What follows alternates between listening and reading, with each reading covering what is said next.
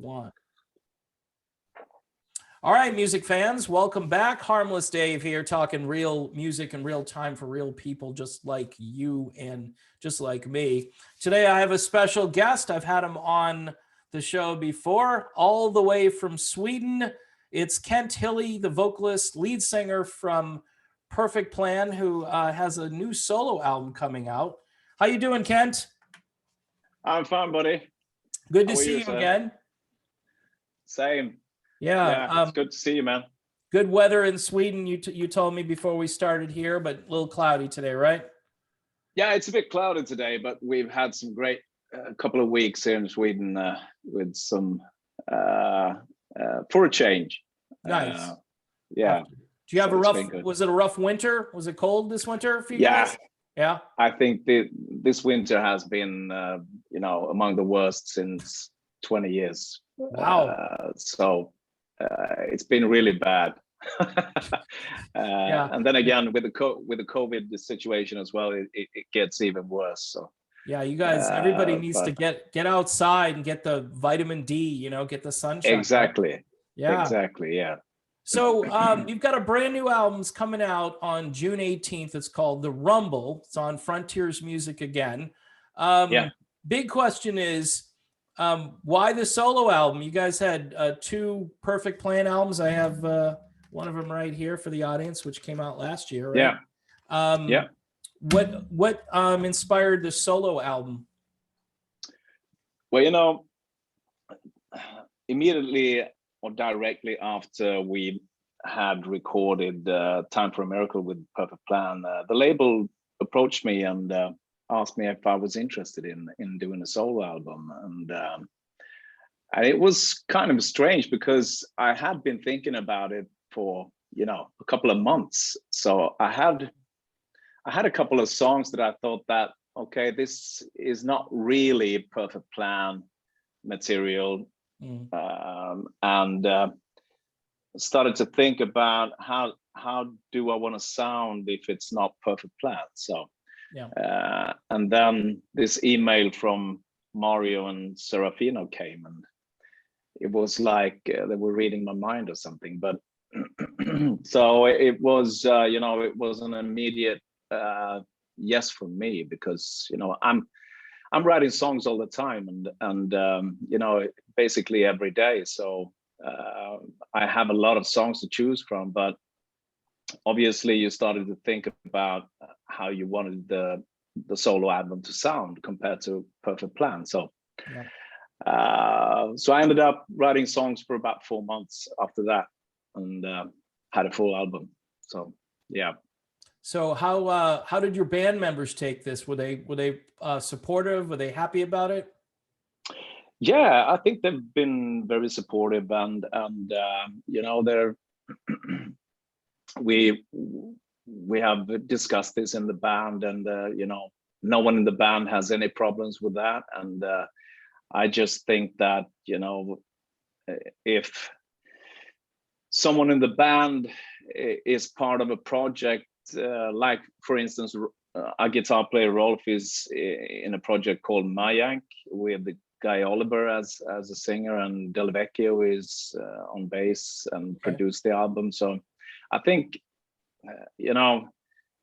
it just showcases everyone's talent in the band, and I think it's good for Perfect Plan as well. Absolutely. Yeah. No, it's just interesting. I mean, Serafino, tends to do this kind of stuff where he gets something that he really likes, and then he does a pairing where he gets somebody to go. And I know you did a project a couple of years ago. I'm trying to think of the guitar player. See, and I even have the album in my collection, and my brain's just not working. With Tony Hernando and Restless Spirits. And that was really well received too. It was a very interesting, very diverse bunch of songs. So it's Serafino. I give him credit. I'm wearing the shirt. See, I'm doing a little publicity for him today. He's a good guy. It's a label that I turn to more and more just for the melodic rock scene. Yeah, So you know, Serafino is a dreamer and a visionary, and you know, he's so passionate about, you know, developing the bands, and you know, taking showing progress, and taking necessary steps to develop the bands, and you know, he's so supportive in that, and so I'm very grateful to have a label and a CEO that is so passionate about it. So yeah, it's no, great. Yeah. amen to that. So your first single came out. It's called "Don't Say It's Forever," and Yeah. you did a performance video, and Mhm. you were dressed to the hilt. You had this really good-looking suit on, and then Yeah, I started to see these ladies that were dancing around the video, and I'm thinking, exactly. my man Kent Hilli, he's gone Robert Palmer on me. I mean, Yeah, was that the whole point? Was that what you guys were it trying to do? was it was it was an homage to Robert Palmer, yes. And but you know, because when I started to think about how I wanted the video to be like, you know, I was thinking the 80s, and the first thing that came up in my mind was Robert Palmer, Yeah. and you know, uh, because his videos was playing on MTV, you know, Oh yeah. 24 hours a day, you Yeah. know, and that was the first thing that came up in my mind, and he was obviously a great songwriter and a great singer and a great artist, and I think well, you know, I wanted to do something like that, and it was also you know, the purpose to do something completely different than the work I do in Perfect Plan. So and I think that, you know, the song has that kind of a groove, and you know, you get that very 80s feel about it. Yeah. Well, that's So I think it suited quite well to the song. Um, absolutely. And yeah. that's a good segue to Michael Pallas, who Mhm. is the producer on this album. And he's got his Yeah. own band called Palace, if people don't know about that, which I, again, Yeah. big fan of his stuff. I know he's kind of a synth wave guy a bit. He's Yeah. really into the beats, and he's into that sort of torque Yeah. that his sound produces, which I really enjoy. It's Yeah. like a guilty pleasure thing. A lot of these hard Yeah. rock guys, you know, they're like, yeah, I kind Yeah. of like that. They don't want to admit that they like it, but it's got more of a funky beat to it almost, or Yeah. you know, and then Yeah. that really changed your that this is what's really different. Perfect Plan is Yeah. a very muscular band, Yeah. whereas this is more like, hey, I could hear, you know, back in the 80s when they used to do those dance Yeah. remix of rock Yeah. songs, I could Yeah. hear, you know, either I Can't Wait, which is the second single that's out Yeah. there. I could hear that as a, you know, remix. Yeah. Well, you know, the band presented me Michael Pallas quite immediately. We had some different producers on the table, and some a bit more expensive, and some a bit more, you know, in the budget that, you know, I had at that point. So, and you know, this is Michael's first album that he produces, and but you know, I called him up, and we started talking, and you know, we have the exact same influences, and we have this exact same taste in music, and he's such a great guy, and you know, Yeah. we hit it off immediately, and I just thought that, you know, this is going to be perfect, and you know, the ideas that he had, and you know, not so much, you know, as you said, muscular sounding as Perfect Plan, but more AUR oriented, and with, you know, strong melodies, and great hooks. So we have the same vision about the album, and you know, we both love Giant, we love Starship, Whitesnake, Europe, you know, you name it, Survivor, Foreigner, Yeah. and I think we got all those elements in there. Yeah. on this album, which is, you know, quite an achievement in just 4 or 5 months. So I think, you know, we wrote one song together, and basically it worked out that, you know, I was writing songs at home with my acoustic guitar, and I sent him my acoustic versions, and then he started building from there. Right. So to me he's a genius, and Yeah. you know, he obviously can play anything you put him to play. So no, he did a fantastic job on this album, and I'm so grateful to have been working with him, and hopefully we can do some more stuff in the future. Yeah, absolutely. I mean, Yeah, a second album with him at the helm, I think, would be fantastic. And yeah, I've heard the whole album, obviously, thanks to the yeah. folks at Frontiers. They told me Oh, I can't really talk about it, or they'll have to shoot me. no, no, no. But um, Okay, so I you was got the CD, yeah, or well, you got it that's a download? file. They send me a file, and Ah, okay. yeah, Yeah. and you get to listen to it. And there are a few things that I've gotten ahead of time that I really was like, wow, I'm glad I've got this and nobody else has it. Because it was just, I was really, you know, I was interested in hearing it. And I'll tell you, it's like Yeah, one great song after another. I mean, there was nothing on there that I said, oh, this is a big letdown. Typically, you'll get an album with 7 or 8 songs, and then you'll be like, yeah, yeah, yeah, they were trying really hard on a couple of tracks just to kind of have some yeah. filler in there, stuff for people to listen to. But you and Michael Palace, I mean, it was just like boom, boom, boom, one song after another, and I was like, wow. Yeah. So tell Thanks, me, man.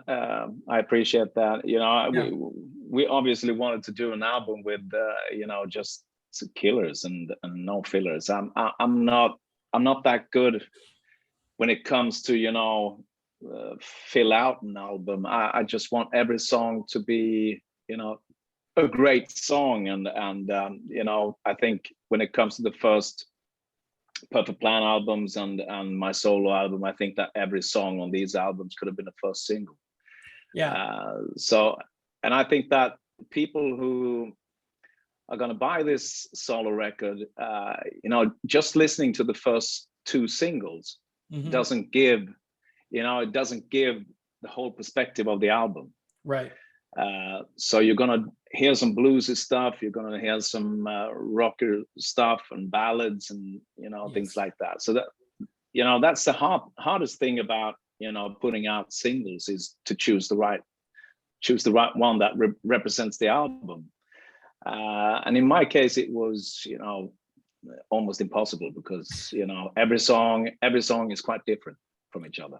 yeah, Yeah. and Michael Palace has that tendency too on his stuff, where if you Mhm. don't like one song, you probably will like the next song, or you know what I'm saying. Yeah. It'll be a style thing where it's a little Yeah. bit more pop oriented, and then the next track is still, it's kind of got a harder edge to it, but still retains, you know, Yeah. the pop sound to it. Speaking of That's right. Yeah. singles, and I wanted to talk to you about this. Yeah. Your very first single with Perfect Plan, it's called Yeah.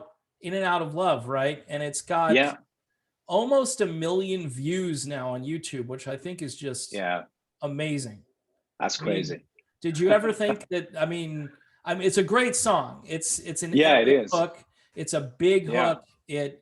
I played that for Pete. You know me when that first came out, Yeah. and I didn't know you guys from Adam, and I said, "Oh no, this Yeah. is here in the United States. Obviously, you don't have radio support. You don't have, No. you know, No. unfortunately, the terrestrial scene here in Mm. radio is quite dead. And what Yeah. people do to hear this kind of music is they obviously go on to Spotify or YouTube and the usual Mm. places. But Mm. man, if this had hit radio over here, I think this would Yeah. have been just an enormous hit. And there were songs from your last album too, um, Yeah. which, I mean, you had a ballad on your last album, which I thought was Yeah. genius, like combination of like Journey and Foreigner Yeah. and some other things going on. And Yeah. again, I mean, it's sad because people over here kind of moved, either they're just clinging to the past, like they're clinging to their Yeah. 80s collection, their nostalgia, and it keeps Mm. them, it's like comfort Mm. food, especially in the midst of the Yeah. world kind of crashing around. People go Mm. back to their youth and what Yeah. they in there, and those days mean so much to people. But you come along Yeah. like a throwback guy. You're like, Yeah. I had one guy say he's David Coverdale, and I was like, okay, he's David Coverdale. I mean, Yeah. you could be singing for Whitesnake in their prime, mind you, not maybe Thank you these so days, much. but Thank you. you've got a certain edge to your voice. I think that would work for Well, Whitesnake. I don't think that much when it comes to, sounding like Jimmy Jamison or Coverdale or Joe Tempest or anything, because I just go with the flow of the song and what the song needs in Yeah, terms of your vocals, because sometimes you need a more smoother kind of singing, and sometimes you need a bit more rough edge to the vocals, and it just comes naturally when I do a song, and obviously I'm influenced by so many artists and singers, and so of course it could shine through a bit, but I never think about it. And when it comes to In and Out of Love, it wasn't my really my first choice when it came to choosing singles to begin with, but right. the song grew on me each and every day, and I think the label didn't choose it as a first single either.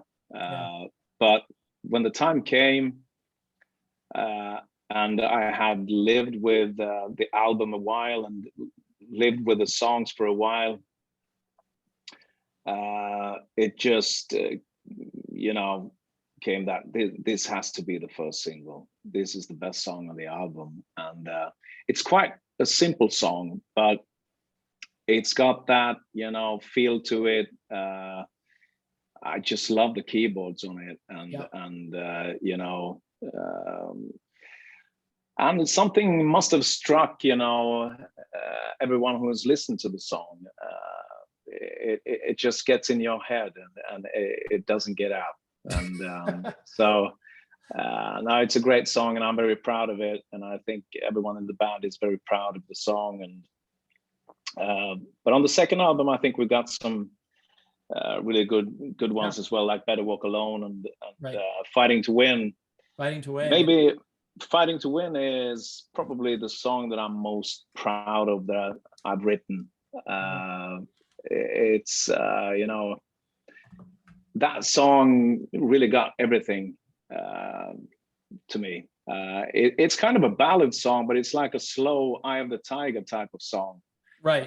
Right. Yeah. It's very motivational, and I wrote that song when I was, in a bit of a down period in my life, and just finding my way back up there, and so this song just came to me one day, and I wrote it in a very bad place. So Yeah. but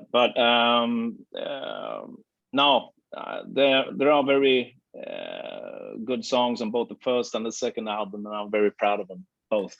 Yeah. Yeah. So if Sylvester Stallone needed a song for, say he's doing the old folks Rocky or something, and he's like thinking, hey, this guy, he's got this boxer on his album cover. He's Yeah, writing songs like Fighting to Win. yeah, He's got the Eye of the Tiger. He's a little like the late great Jimmy Jamison. yeah, What would you do? That would be, I mean, you would be the guy. You would be one of the people I would probably say, hey, have you heard? Hey, Sly, have you heard this guy, Kent yeah, Hilli? And we might have to call Jim Peterick on your yeah. behalf to call Sly, because apparently they're kind of Probably, they're buddies to some degree. probably. But I think, Yeah, that would be a dream come true. Obviously, I just love the Rocky movies, and yeah, I just love, Eye of the Tiger, and the Rocky 4 and Rocky 3. yeah, Those are the best movies ever. yeah. And I love it. I also have one song on my solo album called "The Rumble Never Say Die," Right. which is uh, I had the Rocky movies in my head when I wrote that song. So See, I knew it. yeah, I knew and it. you know, it's quite close to me when it comes to thinking about my life and how it's been, because it's been a rumble. It's been has had so many ups and downs, and it's been very painful sometimes, and it's been, you know, blood, sweat, and tears, and you know. So when I thought about the title, and when I wanted the solo album to consist, it was quite obvious for me, Yeah. because every song on the album is basically describing my life, and the title track really describes my life to a core, you know. So it's all been about fighting your way through life, and Yeah. believing in yourself, and you know, just get up there and do your thing. Well, that is really a cool testimony that you gave there. And I'm gonna be re-listening to the Rumble just to kind of get in your head a little bit. Um, Yeah, you know, the song is about harassment and bullying, yeah, because when I was in my younger years, between maybe 8 to 15 years old, I was bullied a lot because I moved between Sweden and Finland. yeah, And you know, when I came to Finland, I was bullied because I was a Swede, and when I came to Sweden, I was bullied because I was from Finland. So my parents are from Finland, and I was born in Finland, but we moved to Sweden when I was, you know, we moved back and forth because my dad had a job right, as a carpet layer, and yeah, during that time, he just had different projects, and we moved where he had work. So, but it was hard, you know. You change schools a yeah, couple of times a year, and right, it was hard to getting new friends and things like that. So, yeah, um, uh, but I discovered that if I'm really, really good at something, you know, I will get friends. And I was really good at playing what you call in the States soccer. yeah, But you know, so that was my thing really, because I was quite good, and I gained a lot of friends because of that. And so it was quite a natural thing. When I came to Sweden first, I ended up playing football with a lot of guys, and you know, gained friends that way. So it's all been about, you know, performance and things like that. And then I discovered that I could sing about when I was about my 30s, and I stopped playing football and wanted to do something else. And right. so yeah. That's really good story. You know, the thing about, you know, the idea of the Rumble and you know, the bullying stuff is it's a universal Mhm. problem, you know, all over Yeah, the it is. world. And I had, you know, in elementary school, I mean, I can remember Mhm. back being afraid to do certain things or go in certain Yeah, places because I thought the person who's bullying, they're going to be there, you know. And yeah, it's kind of a sad thing, but it's you have to grow through it. I think, I don't know, there's no real way around it. You have to find a way through it for the most part. And yeah, you know, if a song like that, you know, can help someone just to kind of think that way, um, yeah. that's a good You song. know, uh, it's about uh, really, in the end, it's about looking yourself in the mirror, and you know, um, ask yourself if fear is going to rule your world, Yeah, or something else. And right, you know, and you definitely need role models, because I had some good role models. I had coaches, and you know, and teachers in school that was really great to me. And some people don't have that, and right, you know, it's it's sad because you know, there's so many people out there that is they are a bit different. They're not like everybody else, and that's not a bad thing. Right. Because you know, how would this world look like if everyone was the same? You know, it's Yeah. you know, it's we're not born into this world to be exact the same. We are unique and we're different, and we should celebrate that. And Absolutely. when it comes to creativity and music, you know, it would be very sad if we just have one song to listen to. So now I just want to celebrate the fact that we're all different, and that's the way it should be. Absolutely. So, as far as Perfect Plan goes, I'm assuming eventually you go back in the studio with those guys, or what are your plans Yeah, for the band? we're writing songs at the moment, and I'm getting my first vaccine dose on Thursday this week, Okay. and I think the guys in the band have all received one dose. I think you know, our keyboard player is a doctor, so he's received both of them. Okay. And our drummer Frederick, he got the COVID virus, so he's already had it. But Yeah. so I think that as soon as, you know, everyone has their doses, we can start seeing each other and start rehearsing in the studio, because we have about 25, 30 song ideas on the table at this point. Wow. So we're not going to have any problem, you know, writing the next album. But so we'll see how it goes. But, Yeah. And any plans maybe after that, to do live gigs, or you think that's going to be something you won't be yeah, able to do? Yeah. yeah, definitely, because you know, our main goal after Time for a Miracle was to go out and play live, and you know, play festivals and really do gigs that we want to do, and you know, which is fun to do, Right. because you know, it's a bit different when you're 54 and think about your future in music, because we just want to do what's fun. Yeah. And it's a bit different when you're maybe 25 and you have a long career ahead of you, and you need to do stuff that you really don't want to do, and things like that. But I think that we've discussed that in the band, and we just want to do gigs that we think is fun, and just have fun. That's the whole idea with Perfect Plan. Nothing wrong with that. That's Do great music and have fun. yeah, So, yeah. It's a good philosophy. If you're a musician, it's a good philosophy to live by. At least you're not, Yeah. being pressured and under deadlines to make music and to get it out there, to, strike while the iron is hot. I mean, you've got a lot of freedom Yeah. to be creative.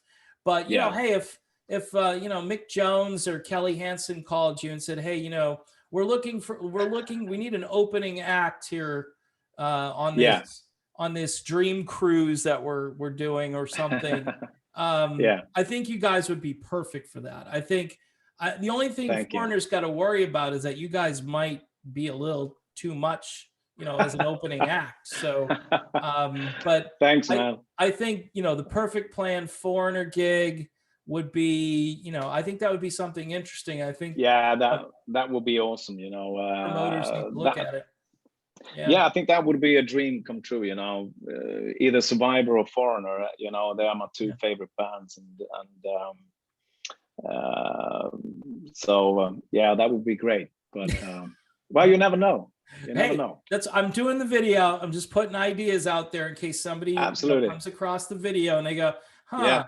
Perfect Plan opening up for Foreigner. That makes sense to me. Yeah. Survivor, they haven't been touring, for a while, but Foreigner, I know they did a couple of gigs down here in Florida. They did one in Orlando not too long ago. And one of the first ones back, by the way. It was a big deal because they have this venue, which everybody's kind of, it's different. Everybody's very much spaced apart, and I guess it still was fairly successful. I'm just wondering what the profit margin is and how much beer they have to Yeah, sell in order to exactly. break even. Now that But would be, that would be definitely a dream come true. And if that opportunity ever would present itself, we're on.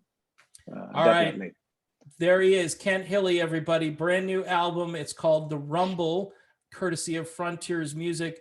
Comes out June the 18th. You can pre-order your copy now. Any other gear, Kent? You got? I think I saw a coffee mug there. Are those for sale? Can you sell You that? can go to dizzyjam.com, Hilli, and buy yourself a mug or a t-shirt or hoodies or whatever you want. See that? So it's my own logo, which I've designed myself, and with a little help from my dear friend Birgitte Petersen, who's running the official Perfect Plan site. Very good. She's quite creative, and Nice. so it's I have What's some that? different stuff you can go and buy. What's that website again? It's Dizzy Jam, and Dizzy you Jam? just look, Dizzy Jam, and you go in and search my name. Yeah. All right. I just for the audience, in case that in case we sell a lot of product for you, just Cheers, type in the promo code Real Music Observer and save 0%. All right, man. It's always a pleasure talking to you. Stay in touch, brother. Stay warm. Or I know it's warming up over there now, so I guess you don't have to worry about that. So stay safe, pleasure, as man. they say, and we'll talk again soon. Thanks for being here. Thank you for having me. Thank you.